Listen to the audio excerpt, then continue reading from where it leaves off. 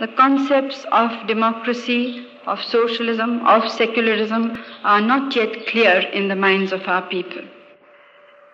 It was after considerable consideration that we chose the path of democracy. Not because it is the quickest path, perhaps it isn't, but because it is the path which helps the people to grow to political maturity. And we felt that that was most important for our people, for them to feel involved in what is happening in the country, to participate in the development of the country. This can only be done if they have certain choices open to them. And this is a system which gives them that choice. What can be more easy in a country like India to arouse people emotionally with slogans of religion, with slogans of language, or with other regional interests?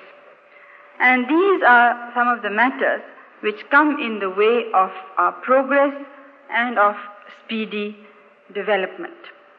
We are a country steeped in tradition.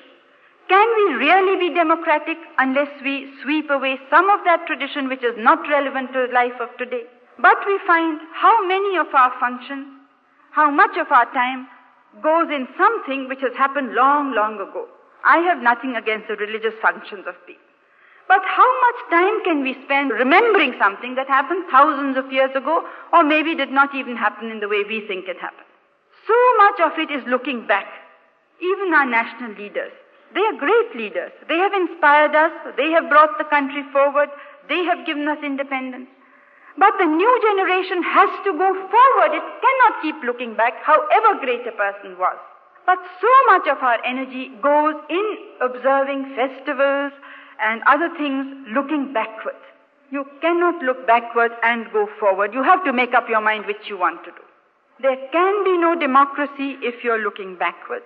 There can be no democracy if you have a communal outlook and you have false barriers between men and men, citizen and citizen.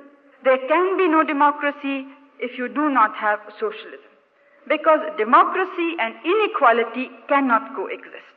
We talk of socialism, of equality,